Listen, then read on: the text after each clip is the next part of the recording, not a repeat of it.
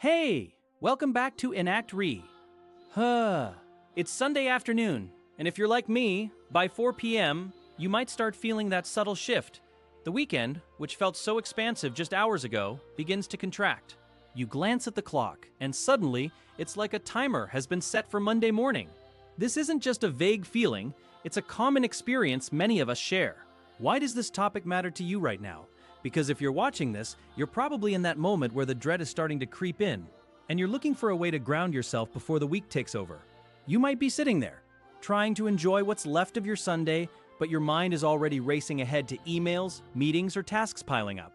That tension is real, and it's okay to acknowledge it. Let's talk about what this struggle actually looks like. Imagine this. You're trying to relax, maybe reading a book or watching a show, but your mind keeps drifting to that report you need to finish. Or perhaps you're with friends or family, but you're mentally rehearsing a difficult conversation for Monday. I've heard from so many people who say that by Sunday afternoon, they start feeling a physical tightness in their chest, a restlessness that makes it hard to sit still. Research in psychology, like studies from the American Psychological Association, shows that anticipatory stress can trigger real physiological responses, such as increased heart rate and muscle tension. It's not just in your head. Your body is reacting to the thought of the work week ahead. Common observations include clock watching after 3 p.m., avoiding social plans because you're too worried, or even feeling guilty for not being productive during leisure time. This can lead to what's often called leisure sickness, where stress about work undermines your ability to recover over the weekend. Here's a short, true example from my own experience.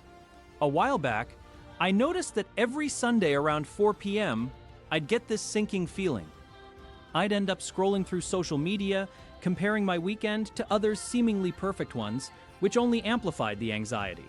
Then, I read about the concept of time affluence in Cassie Mogelner's research on happiness. She found that people who perceive they have more free time, even if it's just a mindset shift, report higher life satisfaction.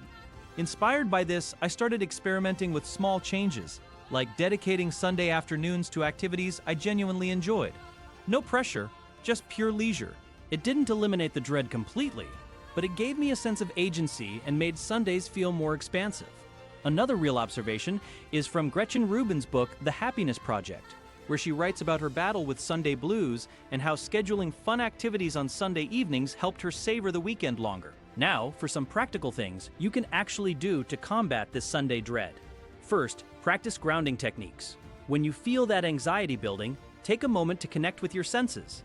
Notice 5 things you can see, 4 things you can touch, 3 things you can hear, 2 things you can smell, and 1 thing you can taste.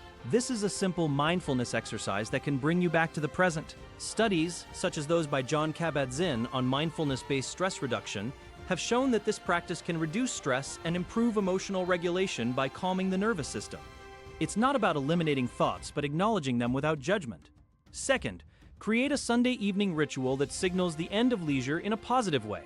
Instead of letting the weekend fade into stress, plan something you look forward to. It could be cooking a favorite meal, having a quiet hour with a book, or even a short walk outside. The key is to make it intentional and enjoyable.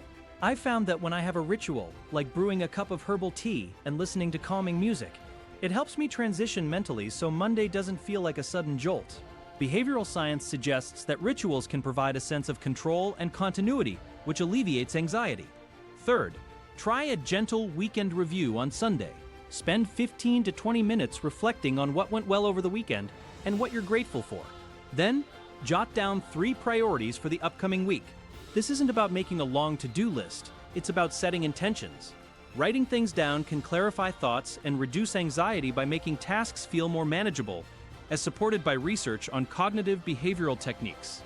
For example, in a study published in the Journal of Experimental Psychology, participants who wrote about their worries experienced less stress over time.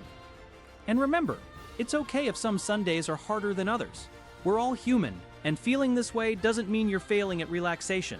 Sometimes, just naming the emotion, "I'm feeling Sunday dread," can take its power away. I want to ask you a real question. What's one small action you can take today to make your Sunday afternoon feel more like a continuation of your weekend rather than the end of it? Think about it. Maybe it's calling a friend, starting a hobby, or simply sitting in silence. Tell me in the comments. Like, share, subscribe. This is Enact Re. You know what to do. Now go do it.